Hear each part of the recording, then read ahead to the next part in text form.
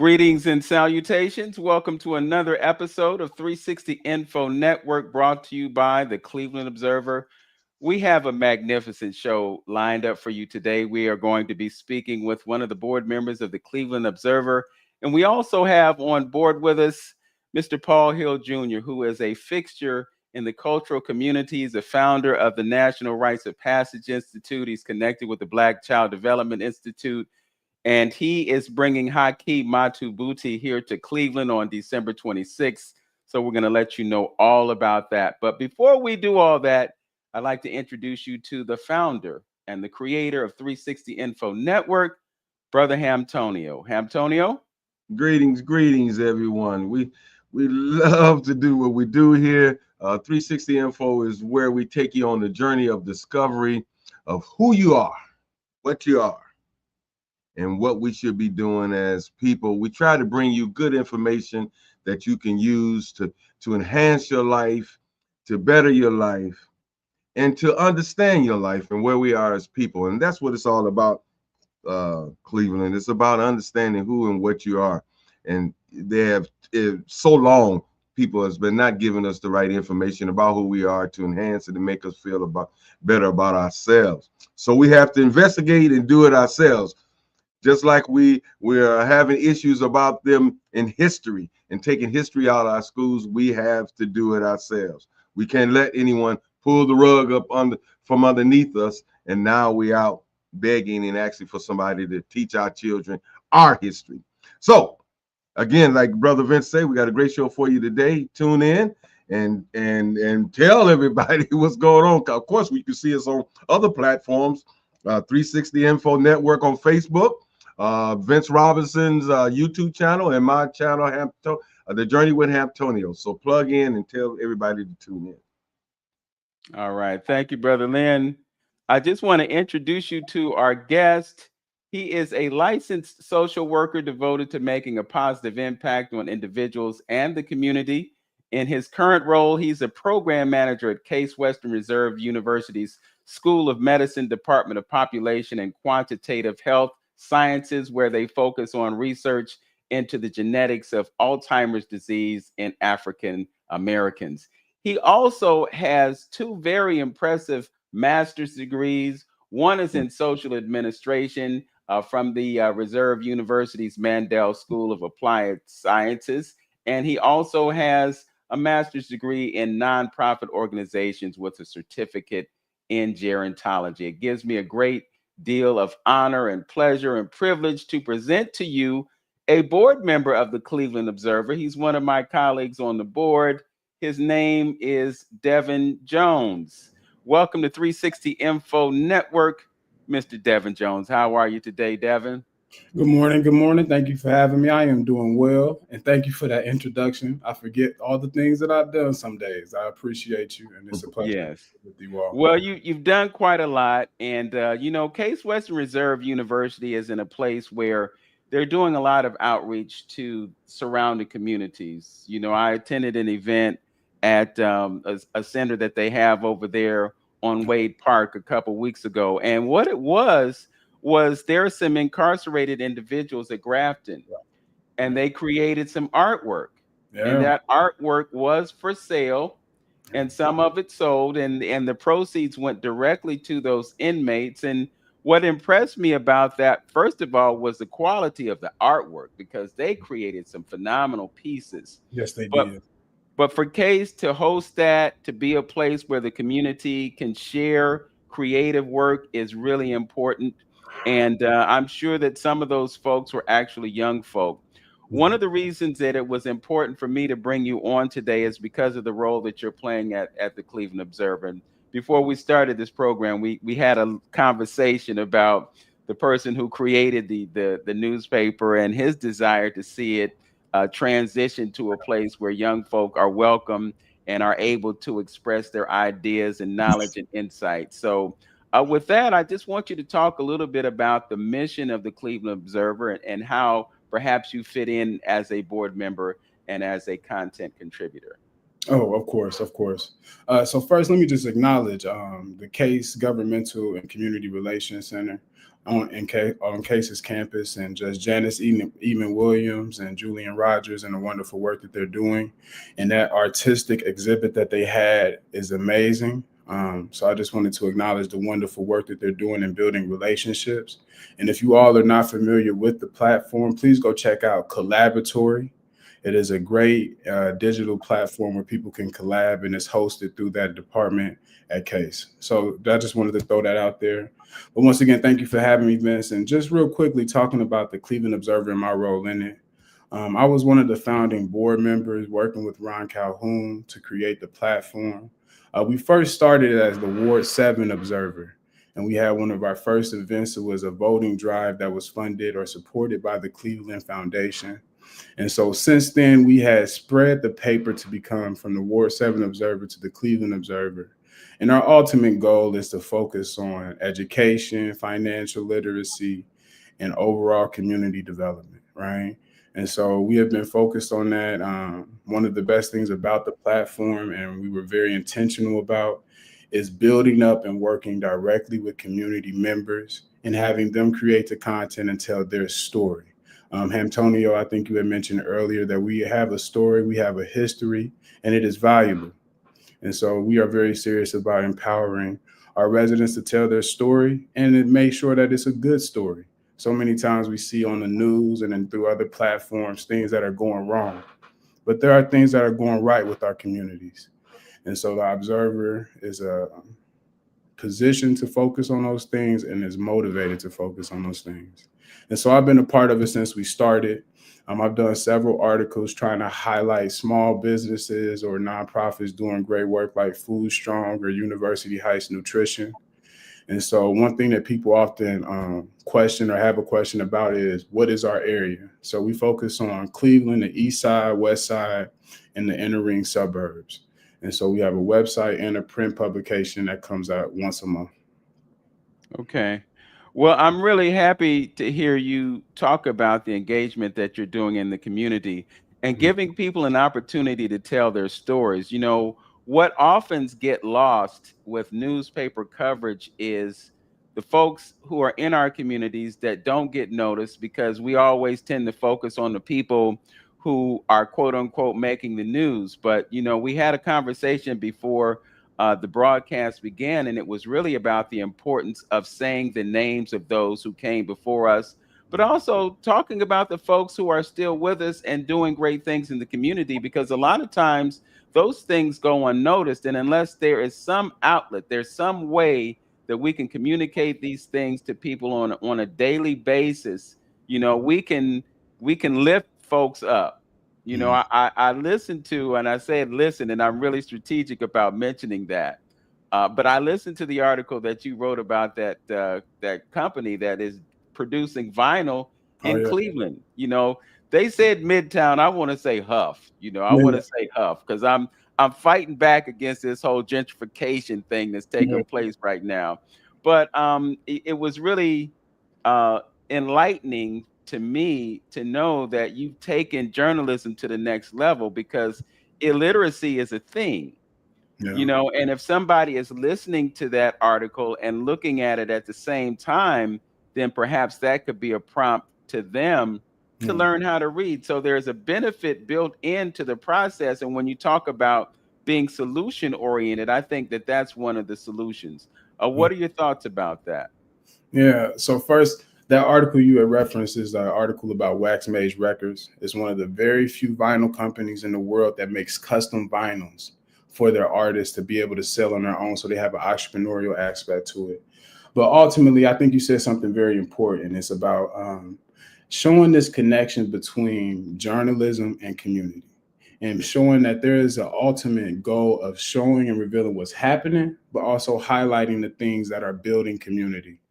And so, writing that article and other articles, I often try to build relationships with those people and get to really understand their stories and how their stories connect to the work that they're doing and how the work that they're doing connects to the city, right?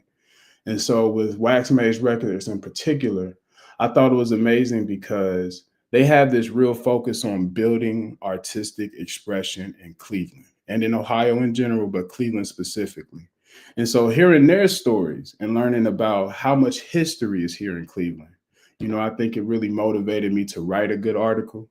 And it kind of pushed me to do that more in other spaces and highlight in other spaces in Cleveland, because these people's stories really connect to the work, and it makes the work so much more powerful and valuable. And so I think it's just an honor to talk about it and to highlight it and show that, people have more than meets the eye.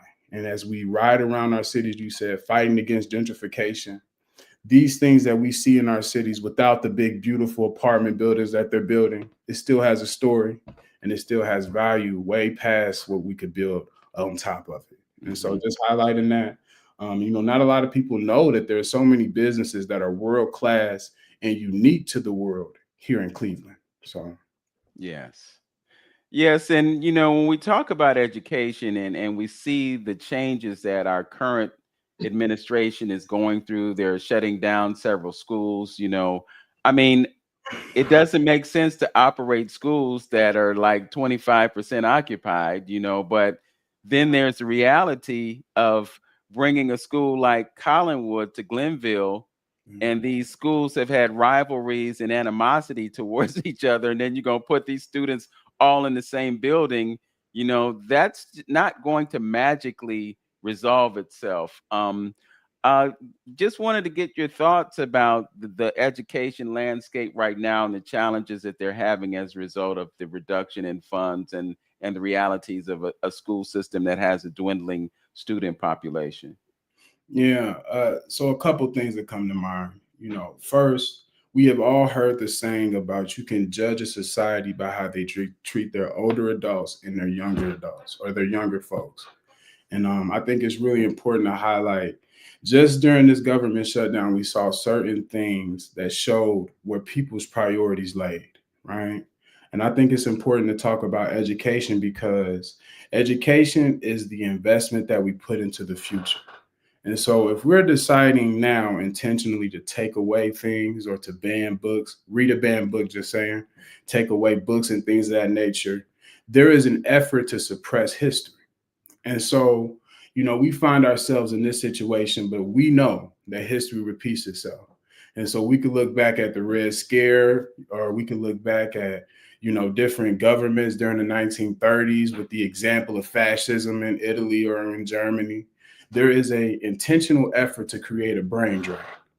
And this brain drain, what happens is, if you take away the cultural wisdom and knowledge of a people or a specific group of people, you're able to weaken them. And you're also able to make them the scapegoat to further policies, to degrade communities. And so, not to be too specific about what's happening, but to show that this is something that's reoccurring or a cycle in societies or communities, we have to be open and not cognizant that education and the impact on education is an investment into the future and what we want to see. And Hmm. so you had mentioned, I'm not from Cleveland. I'm from Dayton, Ohio. And so when you had mentioned that rivalry, the rivalry between Glenville and Collinwood, I'm gonna say the rivalry between Dunbar and Meadowdale, right? And I couldn't imagine bringing those two schools together, right? Not because they have a ultimate competition or rivalry, but they have cultural significance in their own right. And so I think it's important to talk about these institutions that we have, regardless if they're perfect or imperfect. They are something that we control to one degree or another.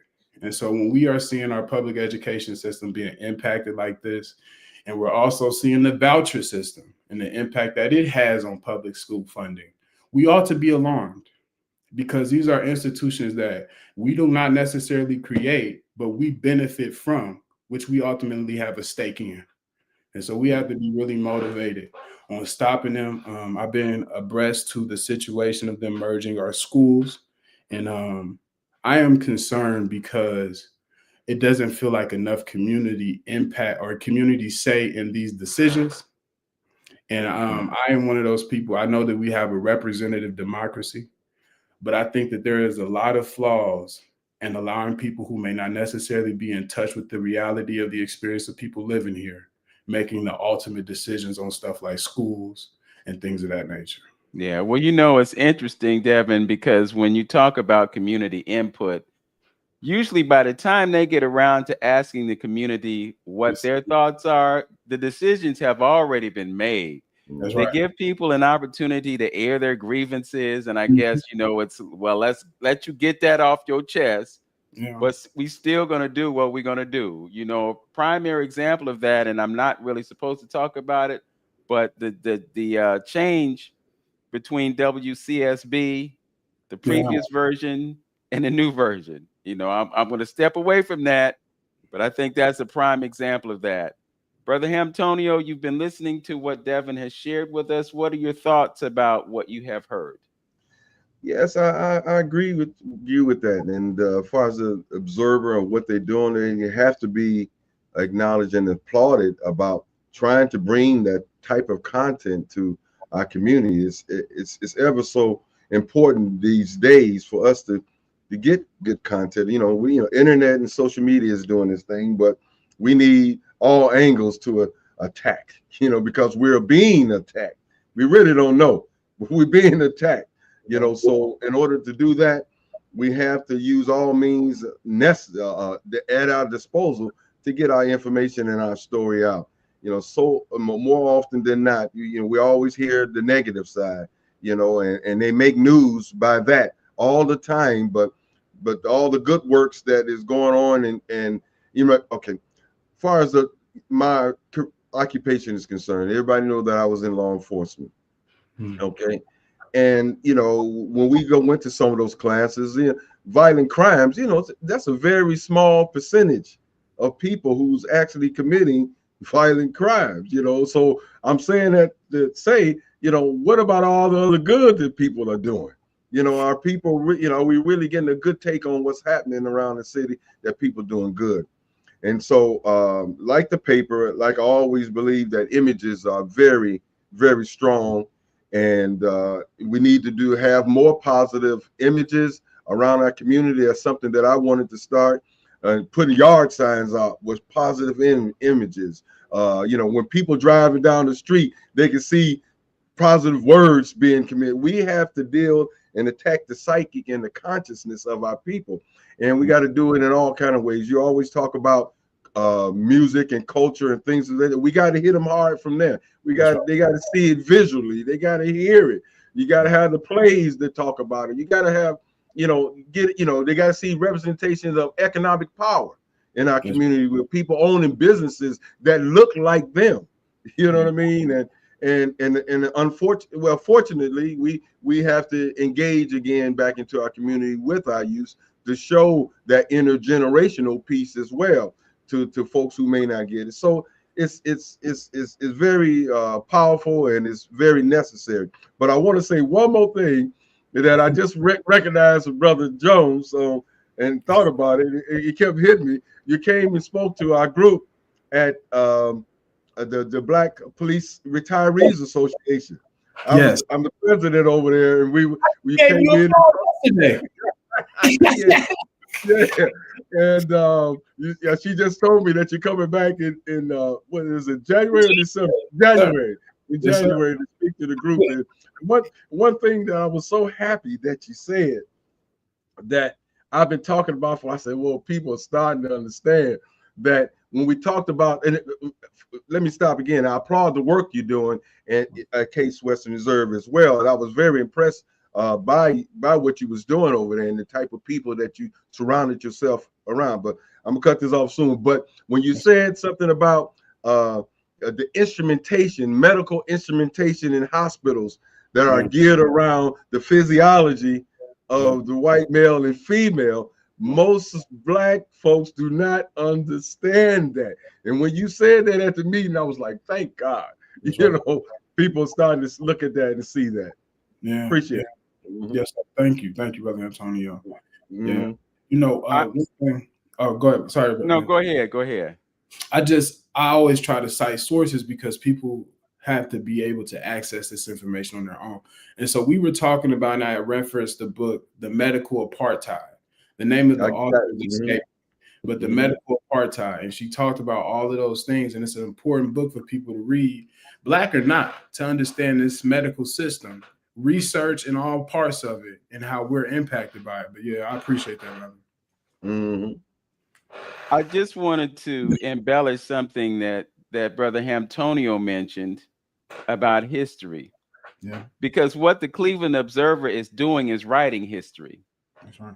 When you write the stories of those folks in the community, you're writing history and you're creating an archival Mhm. platform so people can go back and review this history. It's the same thing that we're doing with this radio program when we store our programs on YouTube. So after this broadcast ends, it goes to YouTube and it's there for people to view after the broadcast ends, because some people might be doing something else right now that deserves and requires their attention. So it's just so important. We talk about history, but journalism, documentation, what we're doing with these platforms, this is part of us telling our history. And Right. this is also part of us controlling the narrative. We're telling the story in a way that suits us. There's a common folk tale that talks about the lion and the hunter, Mhm. and I can't quote it verbatim, but basically what it says is that until the lion tells the story will always favor the hunter. Yeah, absolutely. Just like Mhm. in this country, when we grew up, I'm a child of the 60s and 70s. I grew up watching the Westerns, on television and in the movies, and it always favored the cowboys. It didn't favor the Native Americans. And then when they finally got around to the Lone Ranger, That's right. there was some mistruth in that, because the Lone Ranger in reality was a brother. Mhm. you know. And Mhm. what's so ironic about that is because the brother teamed up with a Native American, and both were indigenous to this land. And that's another part of the story that has kind of been whitewashed because they made the Lone Ranger a white man. We're going to be joined momentarily by Brother Paul Hill. And if you don't know, one of the things that he is most known for saying is asking the question, and how are the children? Mhm. And Devon, you talked about the importance of focusing on the elders and focusing on the young folks. So I'm going to invite you to stay with us as we have this important conversation with Baba Paul Hill Jr. And I'm sure that there will be some things that you can continue to Mhm. share with us. We're probably going to be on here for a minute, Mhm. so you're welcome to hang out with us as long as you choose to. But I just wanted to commend you for, being one of those folks who gets it. Obviously, you've taken education seriously. You have not one but two master's degrees. You are in the field of gerontology, and you're looking at Alzheimer's disease. And we talk about health on this show all the time. And Alzheimer's disease is like the diabetes 3. Mhm. And I'm sure in your studies you're probably uncovering the connection between diet Yeah. and brain health. Mhm. I don't know if you know anything about this, but I've been doing some research myself, and one of the things that I'm finding out is that creatine is very useful in stimulating brain health. When we talk about creatine, we always think about bodybuilding, being in the gym and growing muscles and all of that.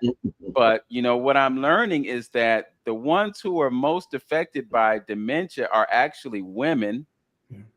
and these women could benefit by having regular creatine supplementation in their diet.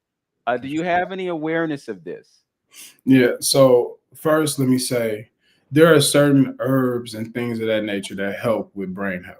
It either helps address maybe a chemical imbalance, or it may help some other form of the body help with its functioning. But overall, there are key things that we have to do to take care of our body, regardless if we take in creatine or ashwagandha or any of those other herbals or supplements. And it's really just keeping a holistic diet and staying away from processed food as much as we can, and staying away from processed sugar. And so, creatine, fiber, protein powders, all those different things are really important, and they are great supplements to help with health outcomes. But ultimately, a person wants to stay as close to that Mediterranean diet as possible, which is whole Mhm. foods, whole meats, whole grains, fibers, fruits, vegetables, plenty of water intake. And that generally helps stimulate the brain naturally. But there are things like creatine that is really good for helping the brain. Also, collagen peptides are good as well. And so there's certain herbs and, supplements that a person can take, but I often advocate you want to do those basic things first and see where that gets you, because sometimes your body is able to create enough of those hormones or those vitamins through a healthy diet to where you wouldn't necessarily need a supplement. But creatine is great. I take creatine, and so it's been helping me lately. And so, yeah. Yes. Let me add just one thing, Vince, and just ask him a question about this. I've, been looking at this for a minute and see if he agrees on it when we're talking about dementia and Alzheimer's. Is there a percentage of this disease can be attributed to blood flow in the body? Because we know a heart disease is the #1 killer in this country. So people tend to not to relate that blockage or that blood flow issue as it deals with dementia. Is there a relationship or a percentage of? Yes, go ahead. Mm-hmm. No, that's a really good question. And so I want to take a step back. When we think about dementia, let's say dementia itself, right? Before we mention Alzheimer's disease or any other type of dementia, it's a set of symptoms: memory loss, change in personality, loss of the ability to do activities of daily life, right? So that's dementia. Dementia can be caused by different things. So Alzheimer's disease is the most common cause of dementia, and that happens like plaques and tangles or mucus forming on the brain. But there are other types of dementias, right? And so the one that you had just mentioned is what we would call vascular dementia. And so that's the connection between the brain and the heart, right? Okay.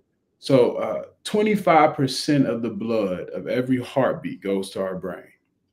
So if we think about a person who may have high blood pressure, heart disease, or may have suffered from a stroke, the blood flow has been impacted to the brain to one degree or another, or is being impacted actively to one degree or another. So there's a direct connection between brain and heart health.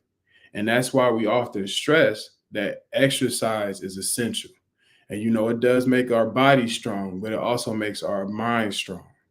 And so just the last thing, when we think about the brain, we have something in our brain called the hippocampus, right?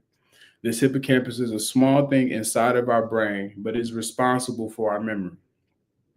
And so you can only shrink, or one of the main things that shrinks your hippocampus and that affects your memory is stress, right? A consistent long-term exposure to stress that goes untreated can impact your hippocampus and your memory. But one of the things that if you do consistently that can expand your hippocampus and expand your memory or help your cognitive abilities is exercise, consistent and rigorous exercise. And so, there is a direct connection between the heart and the brain. If a person has heart disease or high blood pressure and may have experienced a stroke, they're at a higher risk for Alzheimer's or another form of dementia, but it's automatic, right? It doesn't mean it's automatic. It's never too late to start healthy habits that overall impact those health outcomes. And so, very good question. All right. And, the other thing is that our diet contributes to the blood flow in our arteries and so forth and so on. So when we eat the wrong kinds of things and the arteries get clogged up, that's one of the reasons that we have heart disease. And that's one of the reasons that we have to pay so much more attention to the things that we are putting in our bodies. We're going to step away for a few moments and give credit to our title sponsor, which is the Cleveland Observer. We appreciate them being a part of what we're doing. So we're going to step away for just a few moments, and then we will come right back. And we're also going to welcome to our conversation today, Brother Paul Hill Jr. Looking forward to that conversation as well. So we'll be right back. Cleveland has stories worth telling and voices that deserve to be heard. That's why the Cleveland Observer is proud to sponsor 360 Info Network with Vince Robinson and Antonio on AM 1490 WERE, where truth, culture, and conversation come together. Each week, host Vince Robinson and Antonio open the door to powerful discussions, from the arts and community history to the issues shaping our neighborhoods today. And the Cleveland Observer is right there with them, shining a light on the people and movements building a stronger Cleveland. Tune in to 360 Info Network and visit cleobserver.com to read, watch, and share more stories that inform, inspire, and unite our community. Because together, we are Cleveland's voice. Once again, 360 Info Network and our title sponsor, and that is the Cleveland Observer. If you are just joining us, you have Brother Devon Jones. He is a board member of the Cleveland Observer. He's also a licensed social worker, and he's a program manager at Case Western Reserve University. So we are happy to have him aboard for this broadcast, and we are welcoming him to continue to be with us. At this point, we'd like to welcome to our program Brother Paul Hill Jr. Brother Paul, we need you to, yeah, there you go. We can see that beautiful face. Brother Hill just celebrated a significant milestone birthday on the 6th of November, and we are definitely happy to have him with us at this stage in life. You know, one thing that I've determined about folks when they get to a certain age, that they don't have to apologize for anything that they say because they have nothing to lose at this point in life. They got everything that they could ever need. I'm going to give you just a brief history. He was born on November 6th, 1945, to Mabel Craig Hill and Paul Hill Sr. in Cleveland, Ohio. He graduated from Cleveland's John Adams High School in 1964, earned his Bachelor of Science degree in Business Education from Ohio University, and master's degrees in Educational Policy Studies and Social Work from the University of Kentucky and the University of Wisconsin. He also completed training with the Gestalt Institute of Cleveland in organizational and systems development. He served for 33 years as the CEO and president of one of the oldest and largest children, youth, and family community-based organizations in Cleveland. He retired in 2011, and that institution was East End Neighborhood House. He's also a former W.K. Kellogg Foundation Leadership Fellow between 1989 and 1992, and he conducted field studies on the socialization of males. In 1992, he authored Coming of Age, a book based on his research on African-American boys and men. I will add to this conversation that he is the founder of the National Rites of Passage Institute. He's played a pivotal role in the Black Child Development Institute, and he is a cultural icon here in Cleveland, Ohio. So with that, welcome to 360 Info Network. I call him Baba Paul Hill Jr. How are you today, my brother? Lynn, Vince, and Devon, I'm doing real well. I'm doing real well. Woke up this morning. I'm above ground, and I feel real honored to be present.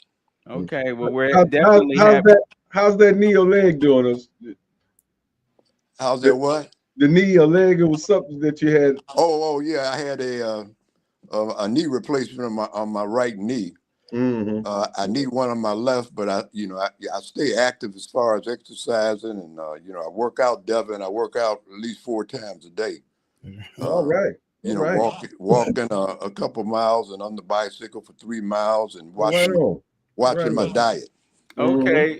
You know, it's interesting, brother Paul. I used to see your brother at Bally's Total Fitness out in Beechwood. He was a regular there. How's your brother doing? He's doing fine. They've been, since he retired from heading up the Western Reserve Area Agency on Aging. After 25 years, they relocated to and built a home in Florida. But they're doing very, very well. I'll send your regards. Okay. Well, I kind of miss seeing him. I kind of miss Bally's because it was a great gym. But of course, now it's something else. And I've moved on to Planet Fitness. I'm exercising every other day. So when this broadcast ends, I'll be headed to the gym. Brother Paul, you are known for consistently reminding us with the question, and how are the children? Can you talk about the significance of that question and what it means to the African-centered community and African-centered communities all across the nation? That's a mantra quote that I've been using for a number of years. I really got it from my my Baba, who has since transitioned, Usini Eugene Perkins out of Chicago. He was a poet, a playwright, author. But again, what it reflects is, among the mass side, it is not small talk. It's the deepest moral barometer of communal life. And the answer should be, whenever asked that question, hopefully the answer will be among an individual or group or whoever, and that we strive for is being able to respond that the children are well. It signals that the people are at peace, the elders respected, the leadership responsible, and systems of life intact. Anything short of that, when the children are not well, is a hypocrisy, a betrayal of values, and an evidence that leadership has failed. So, as far as I'm concerned, any and every meeting, I don't care what systems level, I don't care from the President of the United States down to the governors, the mayors, at a school board meeting, us getting together here, it should always start off with how are the children, because the children, again, are a barometer to kind of represent, they're the canaries in the mine, and it kind of represents, the wellness of the system, the wellness of the environment. When they're not well, we're not well. I attended a program that was held by the Golden Ciphers a few weeks back. Pamela Hubbard has been shepherding that organization, and she gave a lot of credit to you for what you instilled in her that motivated her to do what she's doing. And I know at the heart of it is rites of passage. You founded the National Rites of Passage Institute, and I want you to just talk for a moment because when you raise the question, and how are the children are well because of what the parents instill in them. So part of that instilling of things in children is the whole notion of rites of passage and understanding their roles and responsibilities in society. So can you talk about what motivated you to create the National Rites of Passage Institute, and how beneficial rites of passage programs are to our youth? It really comes because myself and Marquita Hill, we co-created the National Rights Passage Institute. It really comes out of our experience as parents. Coming up February 1st, 2026, we will have been married for 57 years. Out of that wedlock, 7 children. We had 8. One passed away, and we have 10 grandchildren. But children have always been very important with us, parenting, really taken serious. And there were certain things lacking in the environments and communities that we brought our children up in. And we tried to make up the difference relative to, the importance of culture, the importance of history, being able to answer the question, who am I? A very important question that we have to ask at all seasons of life. And we can't leave that up to happenstance as far as being able to ask that question, who am I? And we wanted to provide assistance to our children as far as making them aware of who they are.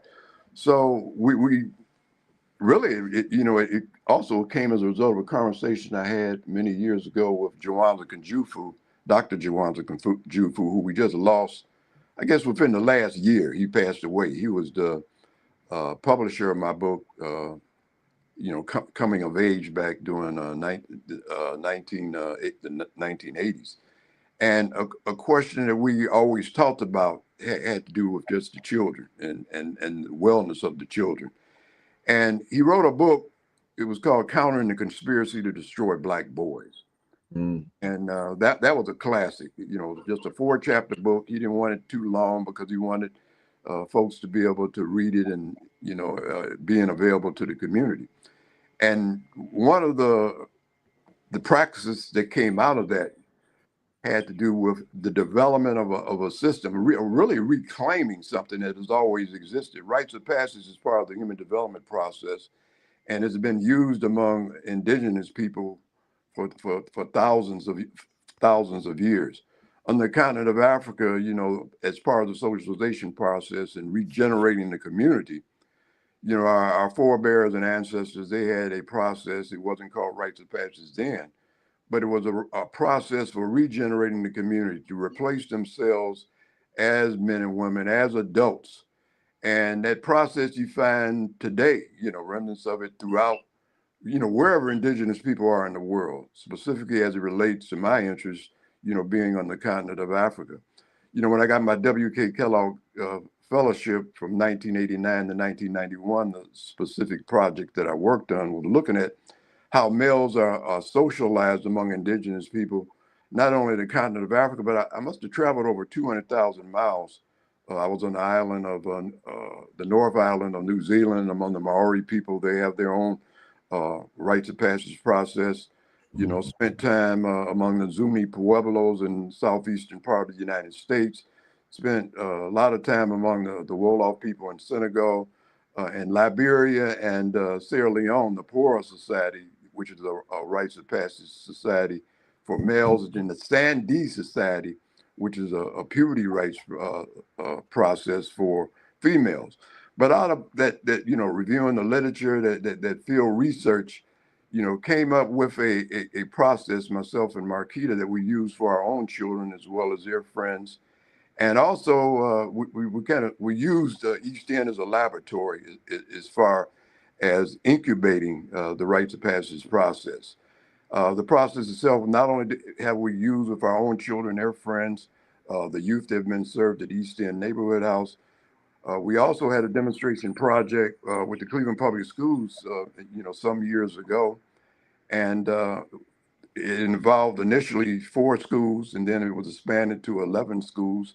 It was called the Journey Project that we did within the Cleveland Public Schools, and it was very successful. You know, we had it evaluated because I believe in evaluation based on goals and objectives and the activities to show how successful we are and how we need to improve it.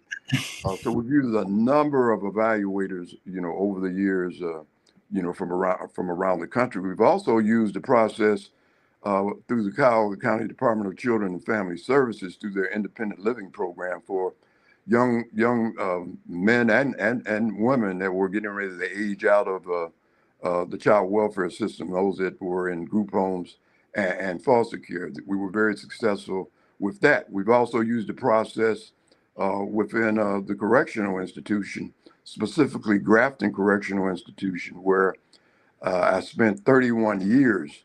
You know, we had a cohort of 28 individuals that were part of that process. And, you know, I promised them after the first year of taking them through the process that I would stay involved with them through the rites of passage process as an advisor, as a mentor, until my last breath, until the last one was paroled. And so I'm really happy to say on November the 6th, it was special for me this year, not only turning 80 years of age, but also I was involved in a parole hearing, Ohio State of Ohio parole hearing. The last of the individuals that were part of that 28 group, that 28 participant group, which was called Funtu Fanafu, was paroled after being incarcerated for 51 years. That went through our rites of passage process. He was paroled on November the 6th. You know, I provided testimony. You know, they reconvened and came back and let us know that it was an unanimous decision to parole him. So he was number 28, the last one. Number 27, I was involved in his parole hearing, and he was released April 2025. So we feel really happy about how that the process, the rites of passage process that we have used at Grafton, has been very successful. There has been no recidivism whatsoever among the 28. Wow. Right on. They have re-entered their communities, and as a result of rites of passage, the things that they learned, being able to answer the question at whatever stage of life they were in, you know, who am I? They've been able to answer that question and return to the community, their families, and be very productive and successful. So we take a lot of pride in the various venues that we have incorporated and used rites of passage. And there have been a number of individuals that we've worked with over the years. Dr. Anthony Mentor, who has transitioned, who is a mentor who established the foundation for the right types of rites of passage philosophy that we use. Work very closely. David Whitaker has been part of the process over the years. Usini Perkins was part of the process. So there's been a number of elders. Some have transitioned, some are still with us, that have been a part of the rites of passage movement. So it's alive and well, not only nationally, but internationally. One of the things doing the rites of passage programming and process that we have done over the years, we've had our first national conference at Cleveland Clinic Wellness Center back in 2010. We had over 300 participants from rites of passage types of programs around the country. And then in 2013, we were in Baltimore, Maryland, and working closely with my son, Fanon Hill, with the Youth Resiliency Institute. So we had another national conference at the Reginald F. Lewis Cultural and History Center. And then in 2016, we had one at York University in Toronto, because we expanded our rites of passage programming and worked with a number of groups in Toronto, Canada. And then our last one pre-COVID was 2018 at York University in London, England, where we had individuals that were involved with rites of passage program nationally and internationally. So that kind of gives you an idea of what we're doing. At this age now with rites of passage and the National Rites of Passage Institute, it functions as a clearinghouse and a cultural resource center. So what we do is provide support for those individuals and organizations that we work with over the decades. We provide support to them in whatever fashion that they need to be of assistance to them. Okay. Well, I see Devon is feverishly taking notes. I think he's probably thinking about some content that can be generated based on some of the successes that have been shared with us by Baba Hill. Devon, did you have any thoughts about what he just shared with you, and perhaps some type of connection between what he shared and what we can run in the Observer? Yeah, no, I think, first of all, thank you so much for your work, Barbara. It's amazing to hear. And, I think it's motivating for me, because often you think about what's next, how could I be more impactful in the next way? And to just hear that process of all of the different things you did and how they led from one thing to the next, it's really inspiring. But I had a question for you more than anything else, and I would love to do an interview at some point about that if I could ever get the chance to interview you. But, with this subject of the national rites of passage and rites of passage for our youth, I just had this question around with the advent of social media, AI, and the lack of socialization in our younger folks that we're seeing today. How do you see the rites of passage being impacted? And do you see a way forward that we are able to still gear up our young folks to be socially intelligent or emotionally intelligent, socially capable, and understanding who they are, even with these different distractions or platforms like social media, AI, and I would hate to even mention pornography, right? How do you see our youth moving forward from such distractions and rites of passage? Well, I always say that we don't have a youth problem. We have an adult problem, and a lot of it has to do with where we as adults have fallen short. Come on. We have fallen short as far as the socialization of our children at whatever life stage. I see rites of passage to me at the stage of life that I'm in, and my experience over the years, working with the different institutions and organizations as the only way to regenerate the community. You have to have a process. We have to have a process in place for replacing ourselves. We wouldn't be where we are today, if it wasn't because of the forebears and the ancestors that had an understanding of the importance of socialization. A good friend of mine, and it's a book that everybody should have in their library, is A Strength of Black Families, Dr. Robert Hill. I'm not related to him. He's just a good friend. He's still alive. But that, that was a very important book in which he identified certain strengths that have not been carried forth, especially from 1970, moving forward. When you think of, those ancestors that were enslaved, the 4 million that came out of enslavement, through the 13th Amendment and then the 14th Amendment, and still working, for voter rights with the 15th Amendment. But the first thing they did, and what was important to them, was family. They went we went looking for each other in record-breaking numbers. We got married in record-breaking numbers. 90% of African American males and females before 1900, 90% of them were in some form of relationship, marriage, where they were together. Children were brought up in a situation where there was a mother and a father, but that was very important to us. So we had things in place relative to African continuity and retention that were brought from the continent, that we used even during enslavement period, during sharecropping, during that period of time, that resulted in us being. I got to move away. I hear my son-in-law out there doing the leaves, and I don't want that noise filtering through. But certain things, internal attributes of success that have not been carried forth, We're having a little interruption in his signal, and we're going to give him an opportunity to get set up in another room. Go ahead. Okay, we have more black MDs, PhDs. We got more black everything, but relative to our family and community situation, we tend to be in just generally speaking, in the word situation and relative, because I think about what really bothers me, that 5-year-old girl that was violated by. Ooh, I just talked about that last night. And that 10-year-old, that really, really bothers me, but just being an example of what's not taking place, and the lack of socialization. So the question should be, what type of environment are these young people coming out? What type of family?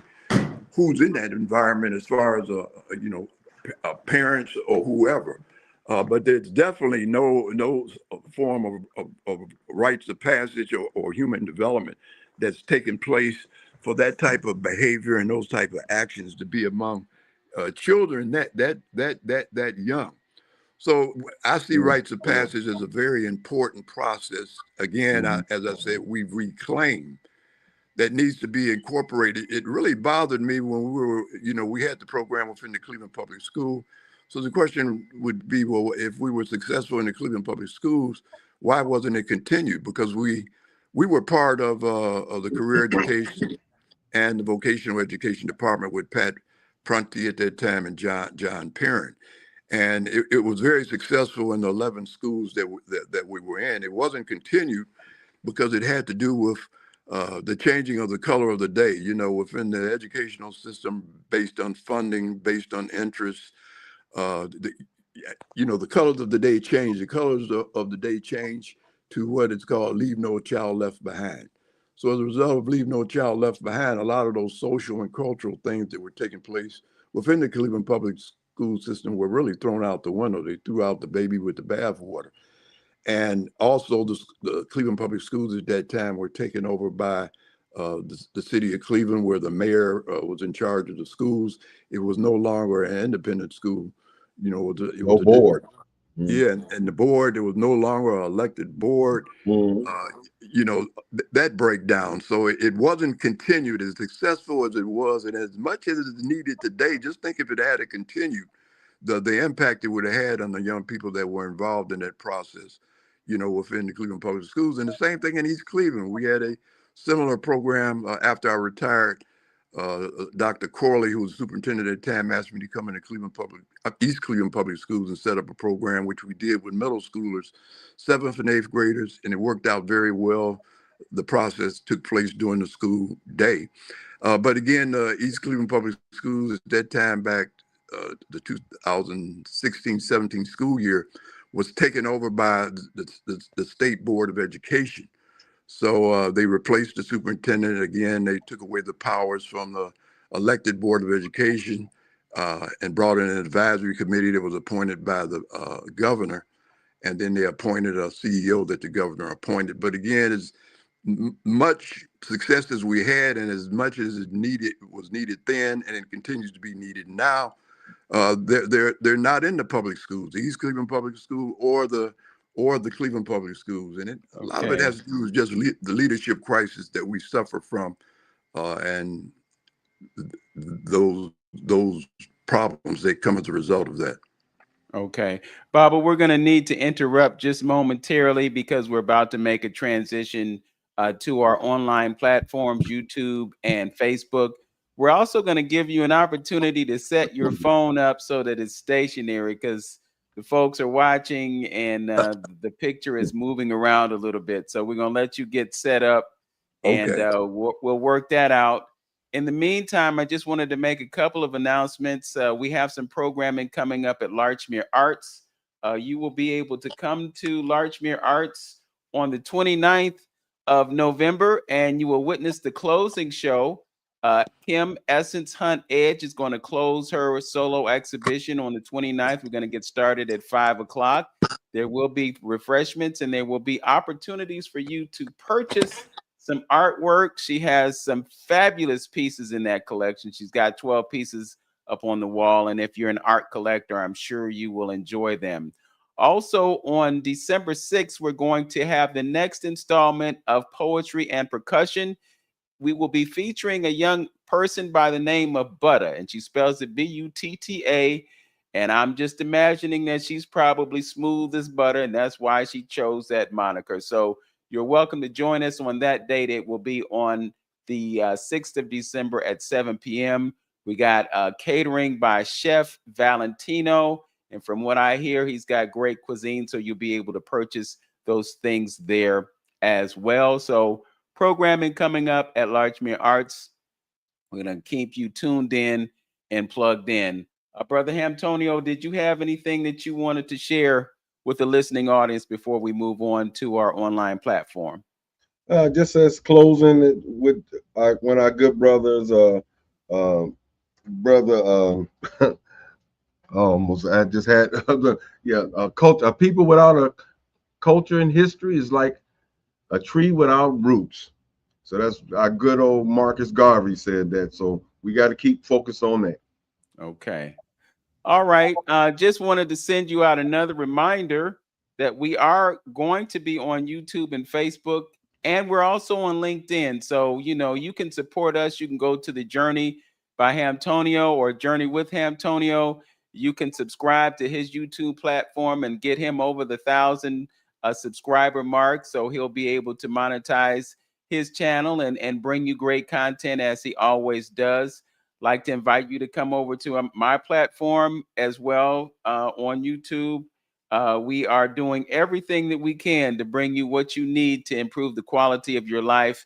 We're bringing you folks like Devon Jones and Baba Paul Hill Jr. to this platform to share important and vital information with you. Also, we'd like to thank our engineer, Tone Harley. He makes these broadcasts possible by streaming our content to you over the radio airways. So thanks to him, and thanks to you for listening. As always, know yourself, love yourself, be yourself, and make today your absolute best day. Peace. Peace, peace. All right. 12 o'clock noon right here on YouTube, Facebook, and LinkedIn. We have with us our brother Devon A. Jones. He is a licensed social worker. He is also a program manager at Case Western Reserve University, and he is studying and involved in gerontology. He gave us some really good information about Alzheimer's and dementia in the first hour of our show. We are also joined by Baba Paul Hill Jr., who is the founder of the National Rites of Passage Institute. He is also a cultural icon in Cleveland, and he has some really great news to share with you about an event that's going to take place at the East Cleveland Public Library on December 26th. So why don't we share that right off the top, Baba Paul? You're muted, Paul. You're muted. You're muted. Okay, you go. Yeah. Okay, you're good now. He's Okay. good.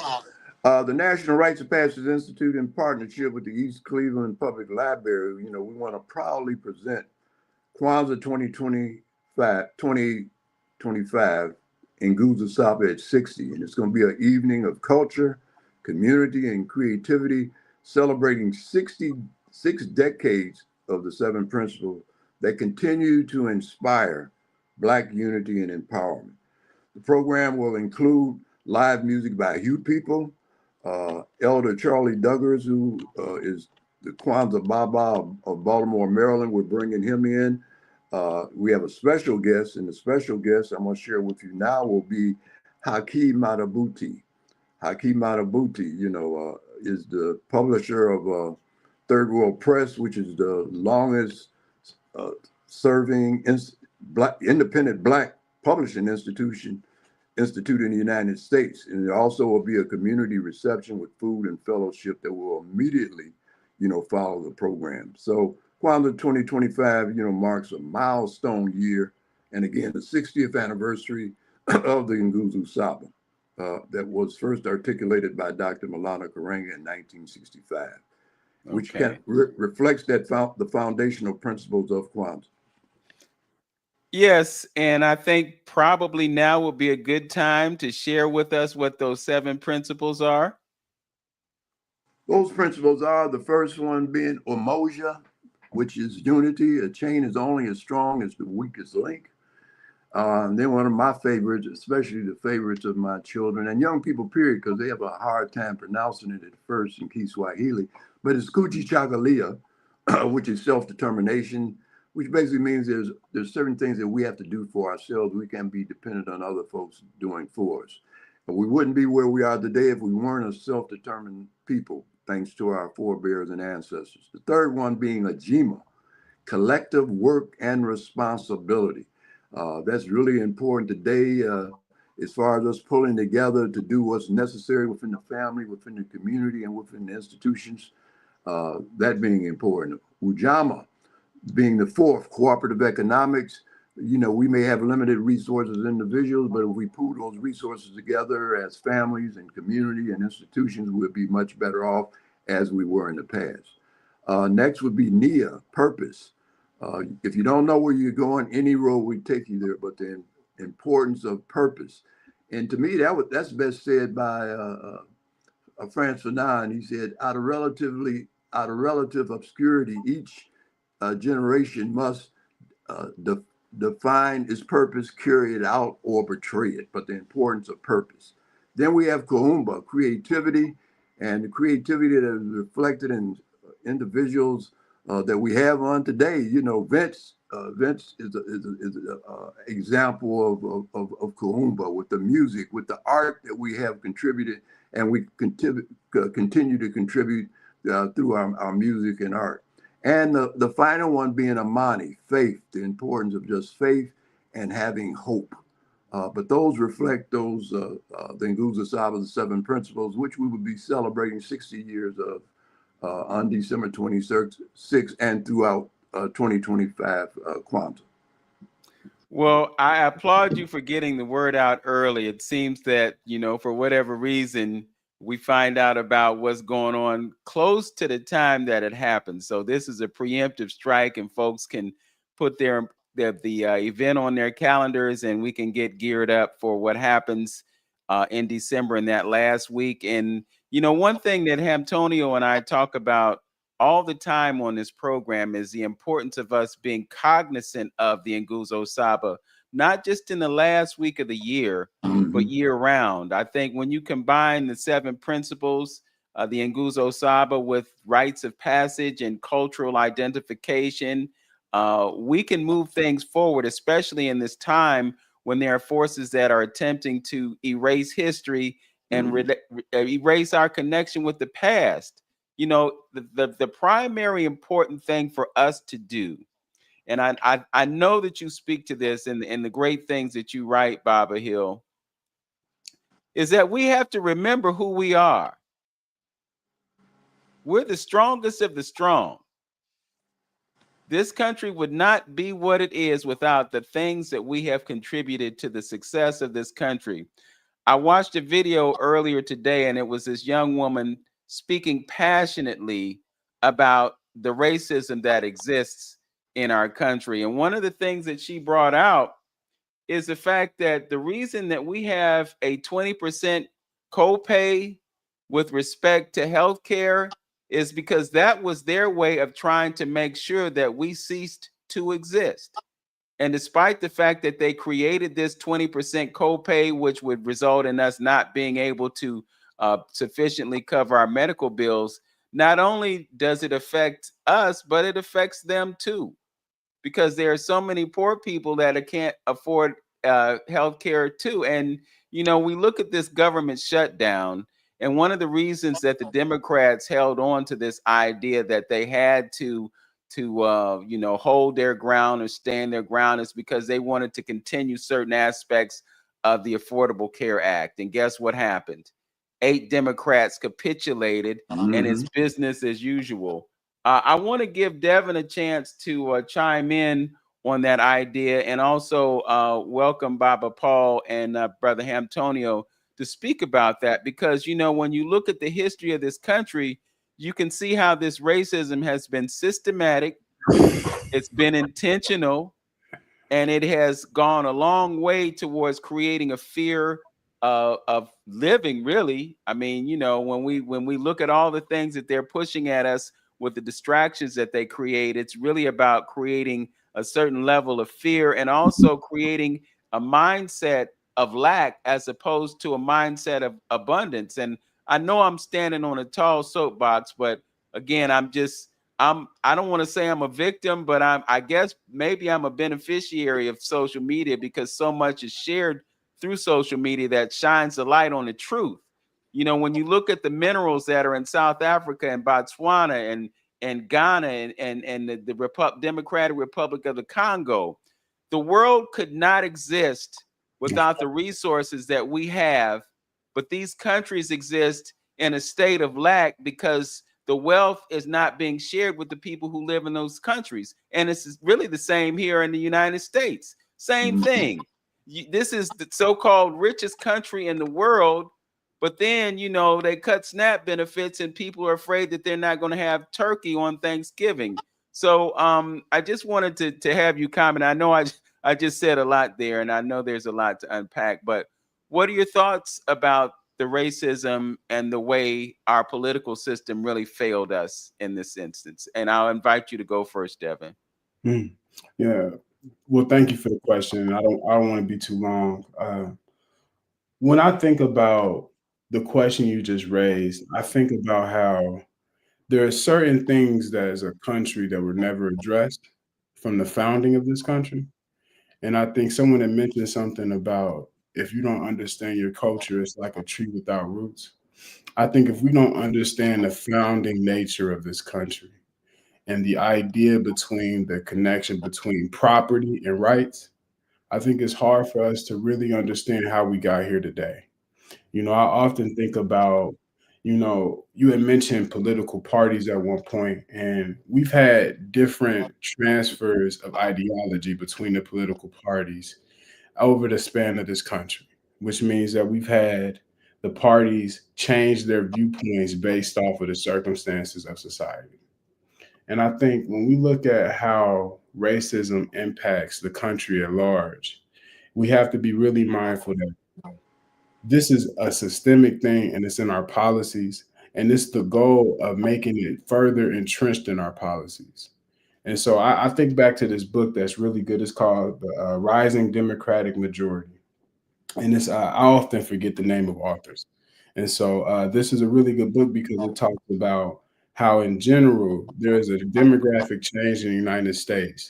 And when it reached that point where the culture and things begin to shift and we begin to address certain problems, such as systemic racism, the conservative or the pushback would be so surmountable that it will have reverberating effects for generations to come.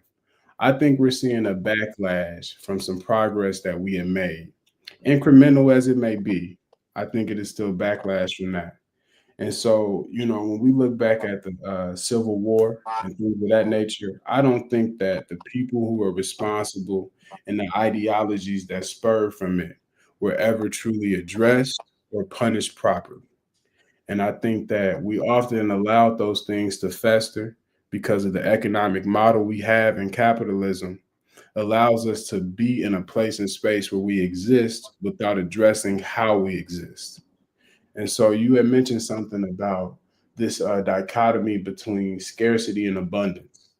The studies are out, science is proven, regardless of if we have 4 billion people on the planet or 8 billion people, if we use the resources on this planet equitably and sustainably, we have enough to give everybody what they need to live.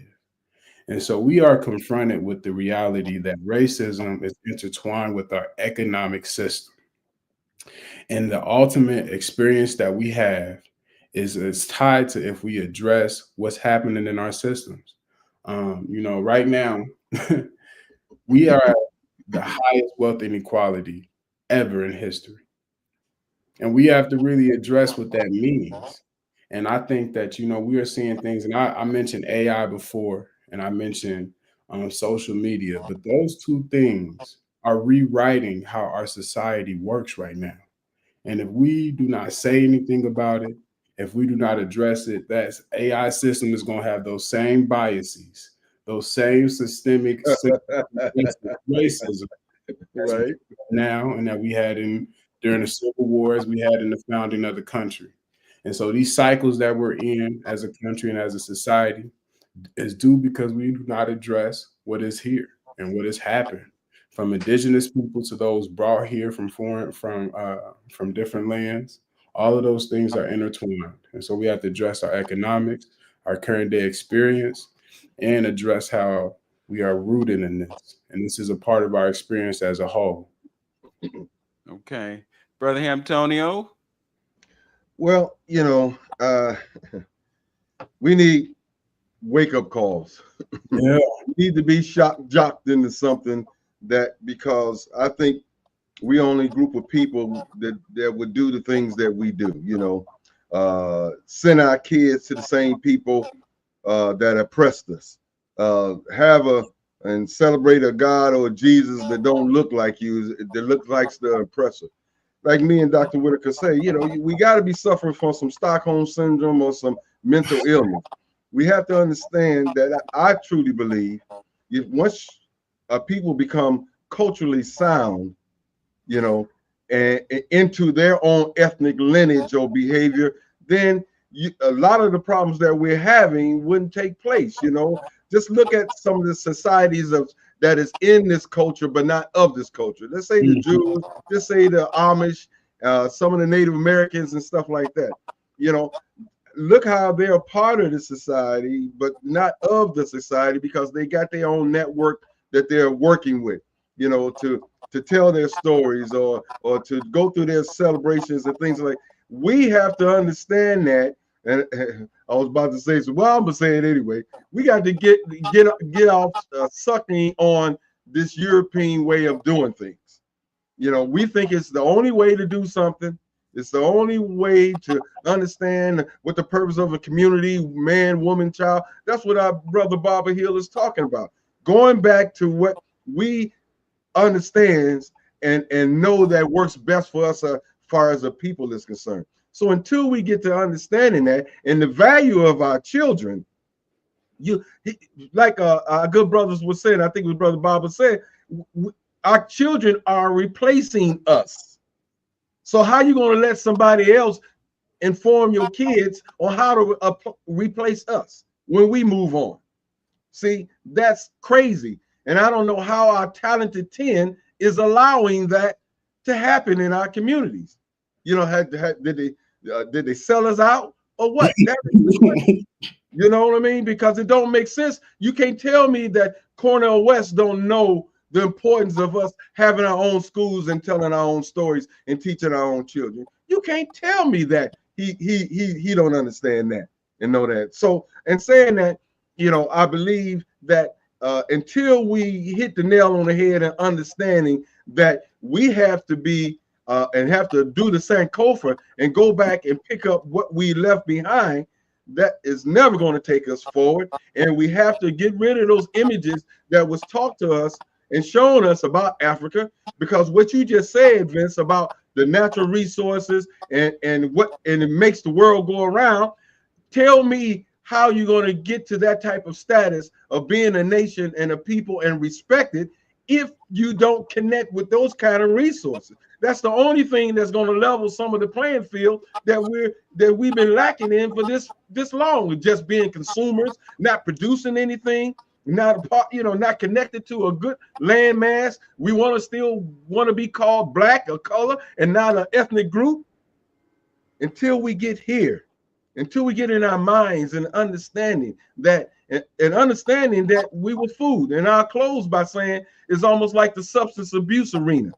Until you understand that it's a problem, that's when healing is going to take place. And most of us is walking around like it ain't no problem, and we just trying to be we being complacent, and we just want to be accepted by the system. Yes. Well, I add to that, and I'm going to bring Baba Paul in just a moment, but I want to point out something that you just alluded to. I think what we have is a crisis of leadership. And we can use Burkina Faso as a primary example of what happens when a young person takes over and creates a course that creates that level of respect for that particular country. When they stand up to the powers, the French powers and the others that have been controlling and manipulating them for so long, and say, we're going to control our resources, we're going to benefit from the wealth of this nation, that's when you turn things around. But when you look at the continent of Africa, and even if you look at America, you mentioned Cornel West. Cornel West was a spoiler in the last presidential election. Yeah, that's true. We have a crisis of leadership. And until our leaders can get past their egos and get past their respective agendas, we'll be in the situation that we're in right now. The corruption on the continent of Africa is the reason that those resources are being manipulated and controlled, and they give them loans and they attach strings to them, and they come in and they lay their infrastructure. We talked about this ad infinitum on this program, but that's the reality of it. Until the leadership changes, we'll continue to get what we're getting. Baba Hill, I want to invite you to comment on what we've just been talking about. Well, thank you for that lead into what I want to just briefly share. And again, it goes back to the question of, how are the children? And again, the response to that kind of represents the measure of a people. And as we've all agreed that the children collectively are not well. So the focus as far as the future is concerned, present and future, has to be, how do reclaiming Black leadership and institution building in the age of setback. So, as we stand amid the rolling setbacks of Project 2025 and a second Trump presidency era, it's been marked, as we've all said, by the dismantling of civil rights protections, the weakening of education, the erosion of social supports, and the silencing of equity work. The question must ask again, and how are the children? And the way we have to respond to that has to do with, first of all, looking at just a diagnosis of the crisis, just what I see and what I'm going to term as a Black leadership. My wife, Marquis, has always said, everything has been said and done before. So everything that we need has been said and done before, and I think of a political theorist, William Nelson Jr., who's at Ohio State, who passed some time ago. He warned decades ago, just like Don and Norma Freeman warned decades ago, through their writings and others' writings within Vibrations, that African-American leadership, what they wrote about and where we are now is at a crossroads, a crisis of institutional capacity and political direction. Dr. Nelson's analysis, remains prophetic, when he says that Black political leadership became absorbed into a party system structure, Democrats, Republicans, partisan, and we lost independent organizational grounding. And that's the power to mobilize collectively self-determination, which has been weakened as a result of that. So Baba Nelson's insight, has to do with the importance of structure. Black empowerment cannot survive on representation alone. Without independent institutions, legal, educational, and economic, political gains become vulnerable, to political reversal. So the importance of institution building. The Project 25 agenda was with its explicit aims to dismantle the administrative state, shrink civil rights enforcement, NDI initiatives, expose precisely what Baba Nelson foresaw. When power depends on goodwill from above rather than infrastructure from within, it can be undone overnight. So the focus has to be on renewal and renewal of leadership, as we've been alluding to and talking about, through culture, just the importance of culture. What I've tried to do over the years is offering, cultural and development remedies to the National Rights of Passage Institute, as far as trying to redefine leadership information as a rights of regeneration, the intentional preparation of youth for ethical, clear, cultural, and communal responsibility. So the framework, again, depends on 4 pillars. First of all, learning and preparation, education and cultural values, history and purpose, testing and challenge, discipline development through service and accountability, ritual enactment, symbolic passage into responsible adulthood, and community incorporation, which involves recognition and reintegration through contributions. And these have to be more than just merely or looked upon as merely ceremonial. They are systems of leadership cultivation. In times when political institutions falter, such community-based framework preserves continuity, moral discipline, and identity. So it's important for us to create, and I hate to use the word mentor, I like to use the word Jegna. Jegna, Jegna, talks about those that have proven through their leadership and their example are who the role models that we should be looking towards. These are they exemplify courage, integrity, and intergenerational commitment, the Jegnas that have existed and continue to exist among us. Also, a missing link has to do with us, as far as African American leadership. Our leadership and has to do with an empowerment tradition, not individual pursuit. And that's reflected, the Black church of the past, settlement movement of the past, from women's clubs to HBCUs. Leadership historically emerged from institutions designed to meet needs, protect dignity, and reproduce competency. And authentic leadership is not charismatic. It has to be more than just talk.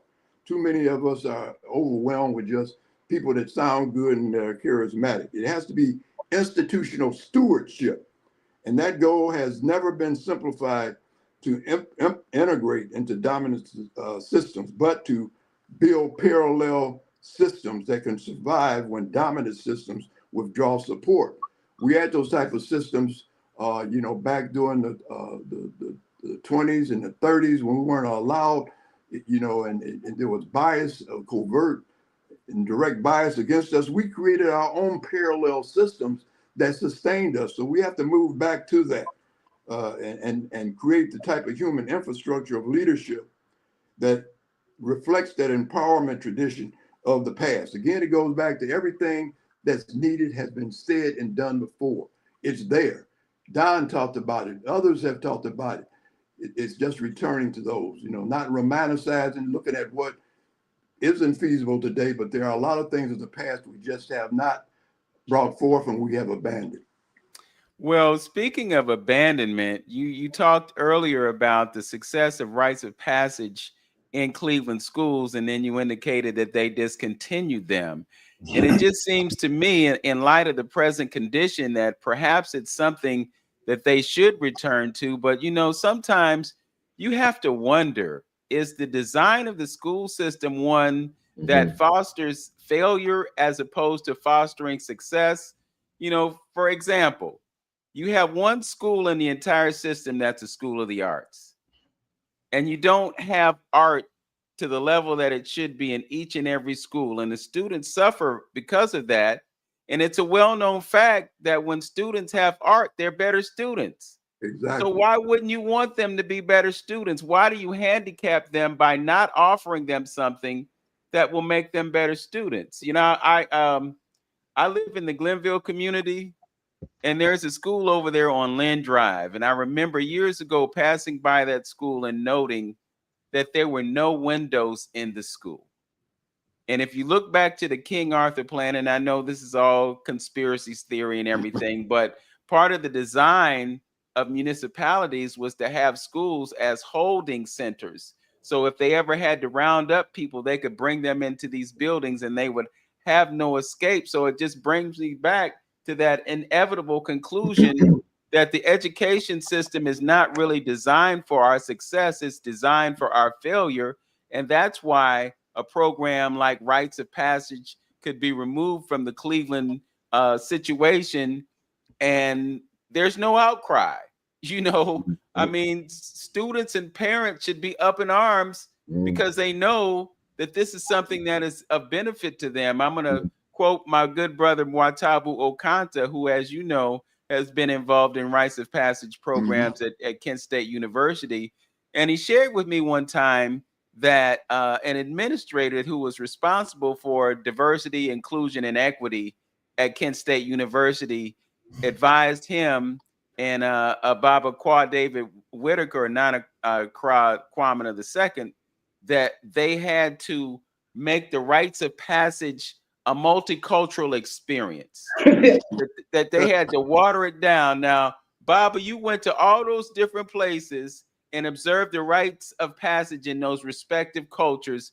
And can you comment about how detrimental it would be to multiculturalize a Rite of Passage program when it's based on cultural authenticity of a specific culture? I mean, that's interesting. I mean, would you ask Jewish people to turn their bar mitzvahs and make it multicultural?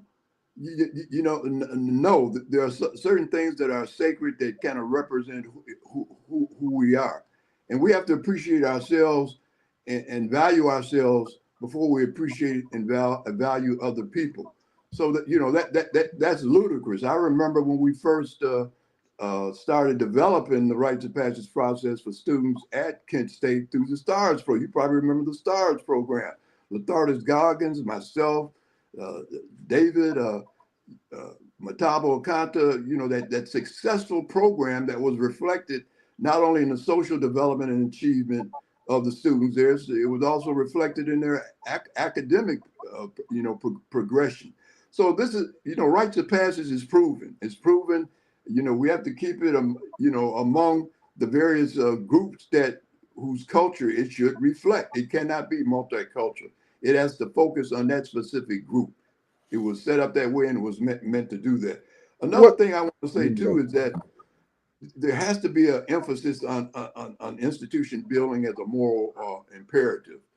And rebuilding requires more than protest. It requires institution building that embodies the answer to the children are well. It is the answer to the children are well. It has to focus on the educational and cultural transmission, and these are the 5 strategic areas that are important. The second would be, health and healing community, as far as the clinics and the cooperatives and the trained community health workers, that have all been collapsed or are being collapsed by, the federal government that's in place now. Healing the people means stabilizing families and sustaining elders. So there has to be an emphasis on health and healing. Third, just economic sovereignty, expanding cooperative credit unions, community development, financial institutions, economic self-determination is not isolation. It is protection from political volatility. There has to be an emphasis on civic and legal infrastructure. Local legal defense funds have to be set up and enhanced. Voter protection networks and civic data labs must replace what the federal government is no longer willing to provide. And justice being delayed must not become justice, denied. And then the last one has to do with eldership and stewardship and youth formation. the creation of Jetna fellowships that pair elders and young people together, make it intergenerational transmission, a funded institution that's not a nostalgic idea. We can't be dependent upon the Democratic and Republican Party, and through that process, we have to do it on our own through third-party systems and institution building within our communities. Yeah, well, it's obvious when we look at what happened with 40 days of a government shutdown and the capitulation that just took place. They all on the same team. Several of those 8 who, just reversed their course, they were all saying how important it was that what they were fighting for be fought for, and then they changed their minds. So, we talk about this all the time. They have their fights on the floor, and then they go sit in the lunchroom and have drinks and sip coffee and eat what they eat, and they're playing for the same team. Brother Antonio, I think you wanted to respond to something. I want to give you that microphone. Yeah, it was just, back to, again, of being self-reliant on ourselves. If we don't see that or never get to that point, we just talking and wasting time on it, because, how we sit back and, like you said, we should be screaming that here we are, a majority Black city, why we don't have an elected board that can halfway dictate some policies of what our kids are being taught in school. We sit back and not making a big stink about that at all. That's not coming up on any ballots. Whereas our politicians, in reference to that, is concerned, we still letting a CEO person decide on, our educational curriculums and systems like that. You know what I mean? Everybody's not going to college. You know what I mean? It's so you got trades. Where's the trades in the schools?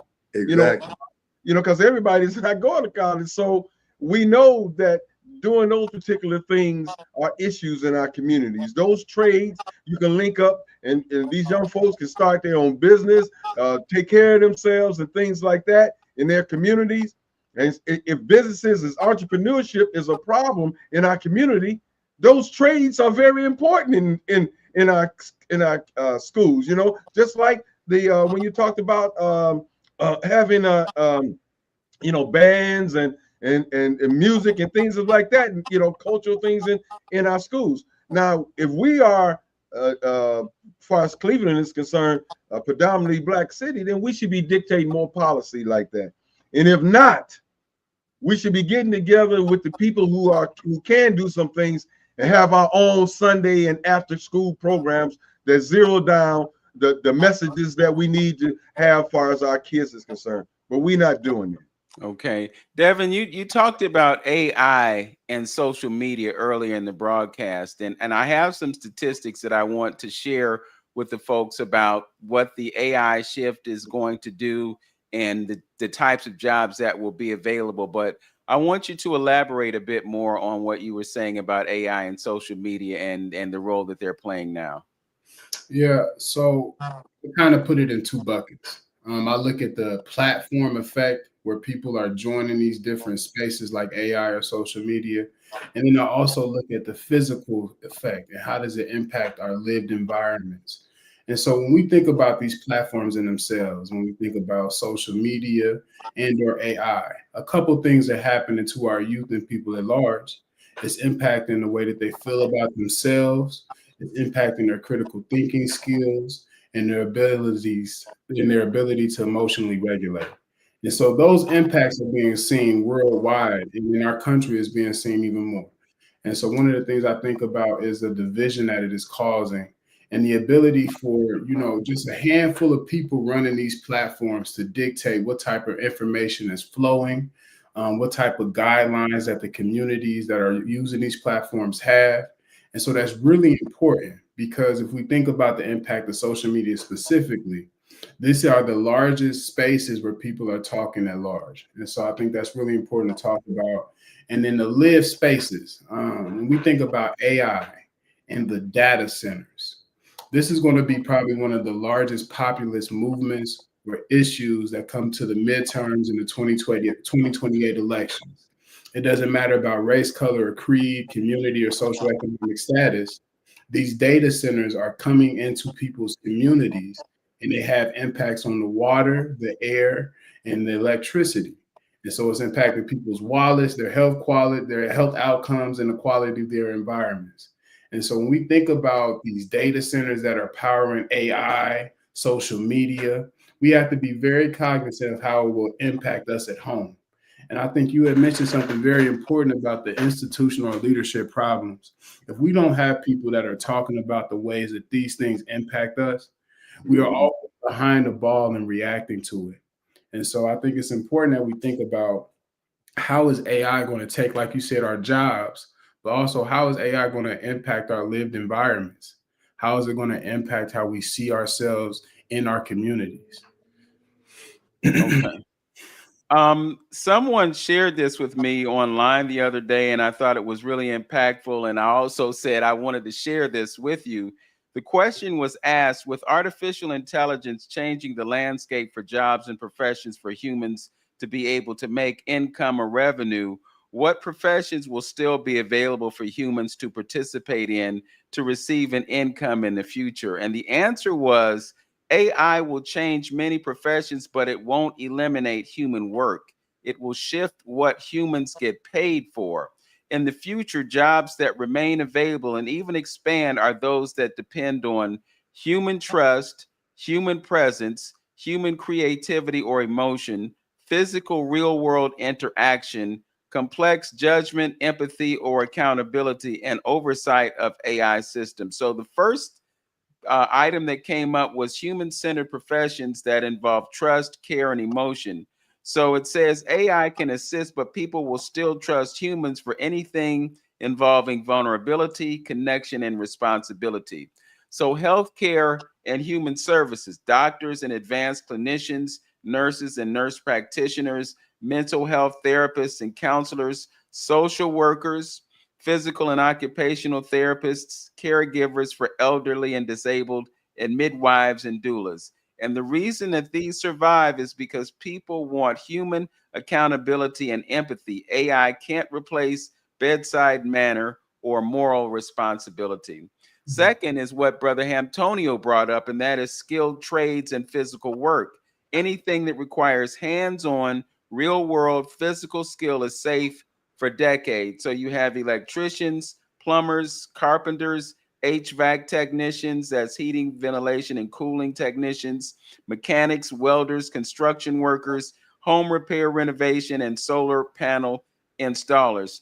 Now, the next category is one that's really interesting because it's one that those of us in creative realms are particularly concerned about, and that is creative work. Authentic, authentic human creativity. And I think the Observer is a prime example of that because not only are you getting content from content creators, you're also using AI to enhance the quality of what you're getting. I mean, I've witnessed my article being edited by AI, and I'm like, okay, Yeah. makes sense because it made it more digestible. Yeah. It created headings, it maybe shortened the sentences. It actually embellished some of the things that I saw. And then on top of that, it read the article. So I could be doing something else and listening to the article and getting what I need to get without being transfixed to a device. So it says AI is a powerful tool, but human-led creativity still has value, especially where originality and human cultural taste matter. Yeah. So examples are film directors and producers, writers and novelists, artists and designers, musicians and performers, fashion and product designers, and creative brand strategists. And why is because creativity isn't just output, it's taste, experience, cultural understanding, and storytelling. And then I'm just going to give you this fourth category, and then we'll move forward. But relationship-based work, jobs that require people trusting other people, will still remain strong. And that's sales professionals, real estate agents, where trust matters, consultants, coaches, business coaches, fitness coaches, mindset coaches, human negotiators, fundraisers, and community organizers. And then the other categories were leadership ethics and decision making, and then AI and tech oversight. And then the seventh category was environment, agriculture, and sustainability. Eighth category is entrepreneurship and personal brands. And then there are some jobs that don't exist yet, and that is AI human workflow coordinators, digital identity managers, synthetic experience designers, human AI relationship specialists, and neurotech interface operators. So there is some opportunity there. You know, the new thing is the internet. I mean, Devon, you're aware of this. The blockchain is where Wall Street is moving to. That's the right. banks are having to move towards blockchain technology because the legacy system just doesn't work. When you can move money in a matter of 3 seconds instead of taking 3 days, the people who it matters to the most, what do you think they're going to prefer? Do you think they want to wait 3 days for their money to move, or do they want to go 1, 2, 3 and it's done? Your thoughts? Yeah, technology and its presence in society is moving at a rapid pace. Sometimes I often, and I'm gonna be honest, I don't know if this is per se positive. I find myself grieving for what was and where we are headed. I think that in the span of humanity, we've often had to rely on each other to one degree or another. And I think what we are confronting is this idea that social media, AI, and things is going to be able to fill the void of this disconnection between us and other people. And it won't happen. And so I think it's going to be a long lesson that we learn about the place that technology has in our lives. And it makes me think about this book. It's called Bowling Alone. I can't think of the author. It's called Bowling Alone. And it just talked about, and it was written in the 1990s and the early 2000s. And it talked about the advent of technology and television and how it led to the decrease in civil groups, community block clubs, and all of these things. And it talked about how it led to people becoming more isolated, which puts them in a mental space to be more vulnerable, more angry, and less emotionally stable. And so when we think about what's happening with technology, is in certain ways helping connect us, but it's also in other ways dividing us. And so we have to look at those people at the top of these companies and hear what they say to get an idea or a glimpse into the future that they see. And so when we think about people like Sam Altman, Peter Thiel, Larry Ellison, they have said openly, Elon Musk, they have said openly some of the things they see that technology is going to do in ways that it's going to replace us. And I think people need to be very aware of what these technocrats are saying and how it's impacting our government right now. When we think about the impact and the campaign donations from cryptocurrency, AI, and social media, they fell in comparisons to other industries that have been pivotal to our society. So I think we need to be very aware of how our policies are changing and how our communities are changing with the advent of these technologies that no one really understands, right? And I think you had mentioned something really important about this idea of human trust and that being irreplaceable. But if we're able to make people dislike each other so much that they are in fear or feel like they don't need to build trust in community, we're in a very scary place. Yes. Well, just ask the question though, whose advantage it is to keep folks isolated and separated? Whose advantage is that is, Right. Yeah, go ahead. Real fast. And I just want to say this. I believe that neoliberalism turns to fascism. And so we had certain promises over the past 20, 30 years around all of these economic promises. And I think when we noticed that those things weren't coming true, it left a void for someone or some movement to come and promise change. And I think we are seeing the impacts of those failed promises from our leaders, regardless of what party, and how it impacts us now and how AI and technology is pushing that division and that disappointment even further. Devon, you're so right. Because we go through these cycles, and every 4 years, somebody comes to us promising that there's going to be change. And the only thing that changes is the reality that what they started is what they continue to perpetuate. A real good example of this is just inflation. Yeah. There was a time when they would adjust wages for inflation, and then they stopped doing that. And so if you're on your job and you get a 2% pay increase and inflation goes up 4%, you're still behind the eight ball. There's this, the way the system is designed, it's not designed for folks to get ahead. If 60% of the population of this country doesn't have $500 in savings to meet some type of economic or financial crisis, again, it's the perpetuation of that idea of lack rather than abundance. And I just keep coming back to this. I use this example all the time. The Waltons who own Walmart, they're all billionaires.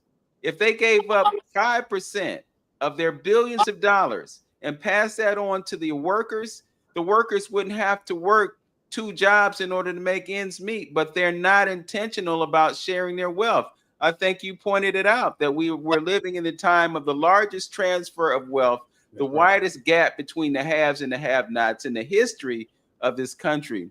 Baba Hill, I just want to ask you, as someone who has witnessed 8 decades and has seen a lot of change within your lifetime, and are acutely aware of the gap between young folks and our elders of the embrace of technology. I mean, you put a cell phone in a child's hand and they'll make it work. And when we get these devices, it's a real struggle. I mean, I struggle with texting sometimes because for whatever reason, my fingers don't work. I type one letter and it'll type one letter and a different letter. And then I have to go back and erase it and start all over again. And I see young people and they're just doing this just like that. And they're just moving it along the same way. When I was in high school, I took typing and I could type 60 words a minute. I can't text 60 words a minute. So I'm asking you how you feel about this digital divide that we have between the elders and the young folk. And then how can we benefit from the connection between the elder generation and the younger generation? That's a good question. I remember there was a book that was written, I think it was 1970, Who Needs the Negro by Sidney Wilhelm, which was very prophetic as far as where we are now, what he was talking about then that people didn't pay attention to.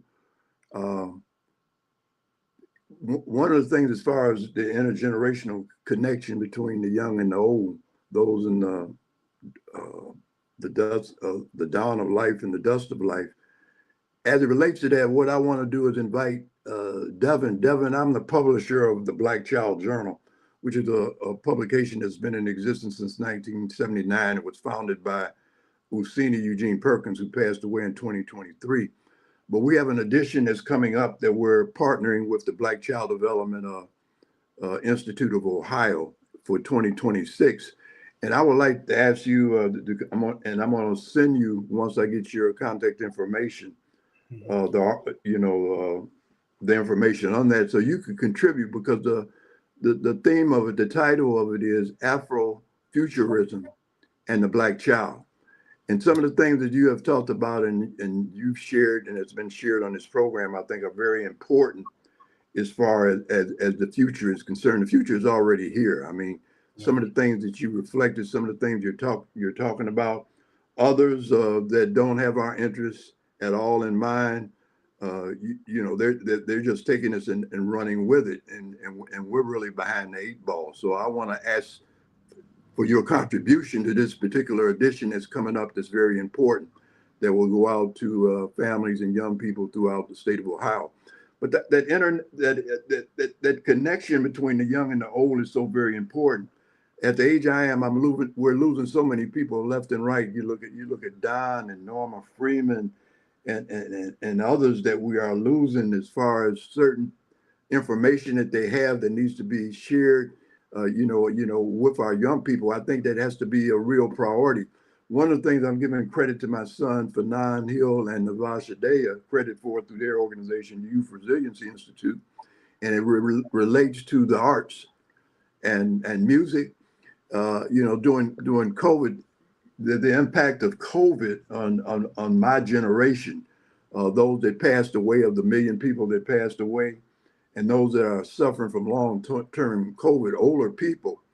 I mean, we're losing people, you know, left and right. But one of the things that they did was they made a connection between the elder artists that were being ignored and they had needs, as far as what they did through Cleveland Rocks, through over what is the Beachland Ballroom. Ballroom. Some of the things that they're doing relative to African American and of color elder musician and artists that are having a very difficult time. They were having it then, and they continue to have it now. As far as connecting them with young people, you know, as far as the storytelling, you know, sharing certain information that's important that will die with them when they're gone, but there has to be an avenue or way of connecting young people with older people. I think one of you brought up about within the public schools, no longer there's a track for vocational education. And that's the same thing with the arts and the same thing with the music. Those things that our young people need that are no longer offered in the public school setting doesn't make any sense whatsoever. And a lot of those that were being made up for those omissions within the community, they don't exist to the extent that they do in the past. So it's like our young people and Black people, period, have been and continue to be written out of the future. Yeah. Yeah. Well, if I could comment on that real quick, I go back to the idea of failure. And when you look at the way the educational system is designed, they want to send children to school so that they can go to college and get locked into a system of debt that they take to their graves, as opposed to providing them that vocational training that will give them a good paying job. And with a good paying job, guess what you can do? You can invest money and grow money. That's right. But if you use the other paradigm, they're training for jobs that won't exist just because of what we mentioned about AI. Now, if you have any sense, you'll find out what jobs are going to be available and what kind of jobs you can get paid for. But I think there's also another key ingredient in this whole paradigm, and that is the idea of living in purpose. And I think that's one of the things that Rites of Passage can do in terms of informing young people about what their purpose in life is.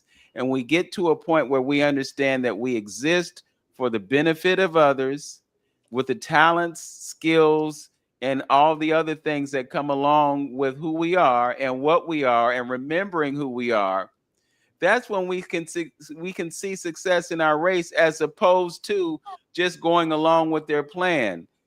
The reality is, Vince, let me interrupt you one thing. There's one thing that's really in my crawl that I have to get out. Lynn, you can relate to this too, as far as rites of passage that took place over the 90s and 2000. Where it took place was at Camp Mueller.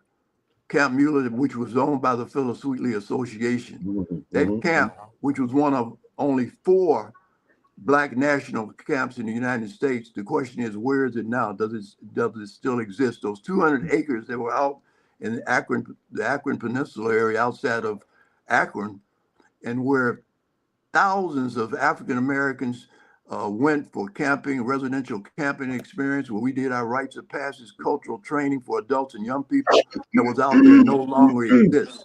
The reason it no longer exists is because of the lack of vision and foresight of adults, Black adults, that ended up selling that land. The land now is being used for white folks for an RV, a very expensive RV recreational center. In order for us to get that land back in 1939, because white folks didn't want to give it to us, and the reason it was named Camp Mueller, because it was a Mueller of the Mueller Tire Company that was on the board, who was white, who bought that land and then turned the title over to Black folks at Phyllis Wheatley. Now that's been in our community since the late 30s, and now it's gone because of the lack of foresight. But the importance of just land.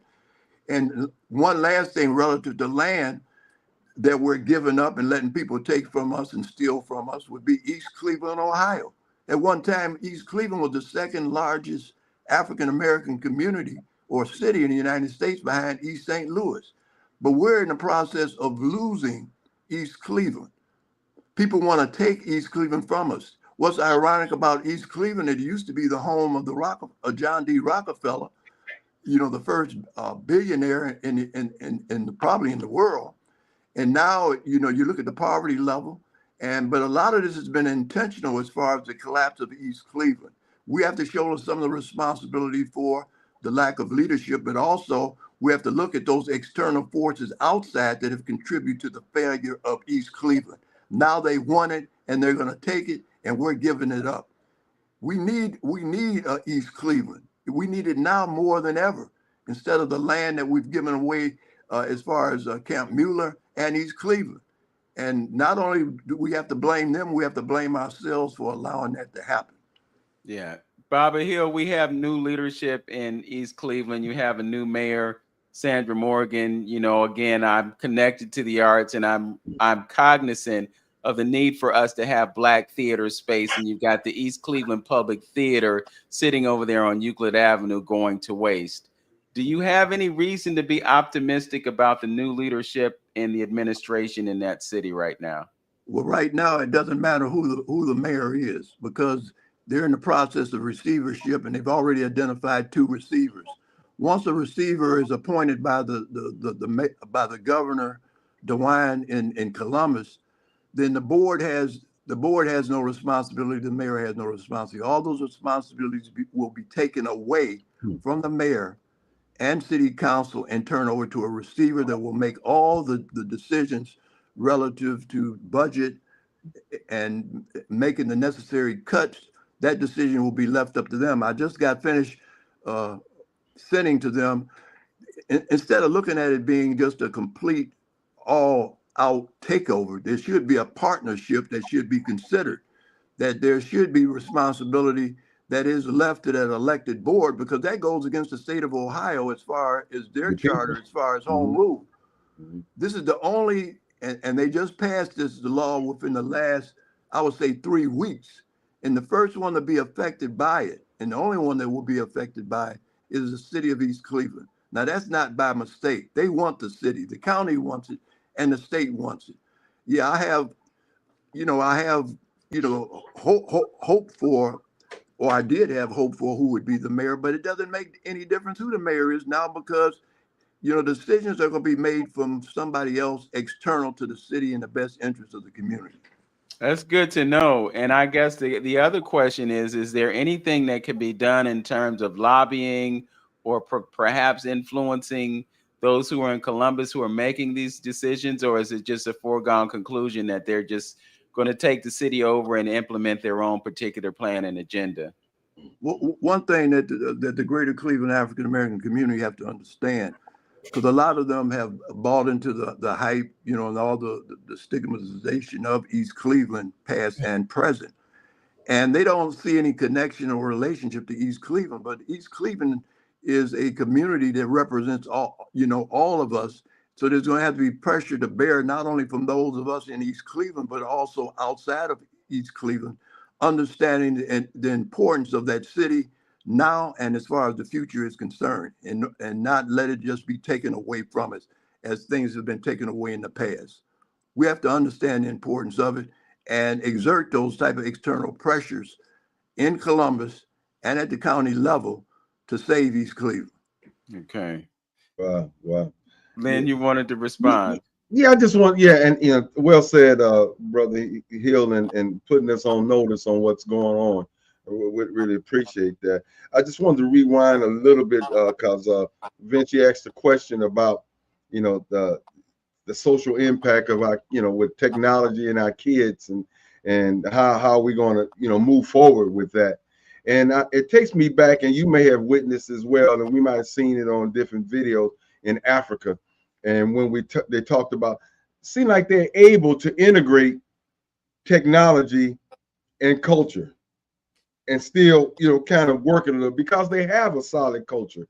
I mean, you probably witnessed going way in rural area somewhere, and you might see, somebody with, a goat herder, and he got a cell phone, and he's doing things like that. He's able to, because I think you still got some ground floor basic consciousness you know, because they still have a solid, or at least a good amount of their culture left. And they, you know, when they have different ceremonies and celebrations, they'll get rid of all this technology and put on the regalia and paint their faces and go out there and deal with their culture and rice of patches and things like that, because they have a good cultural base. The technology merging that we're talking about here in this country is going to be critical and crucial for us over here, because we don't have a solid cultural base. We don't have a solid cultural base, so technology is going to take over. It's gonna separate us, like my man said, as far as socialization and socialize. It's going to further divide it unless we do something about it and bring them back home to some of the basic stuff that, you know, like my good brother Paul just said.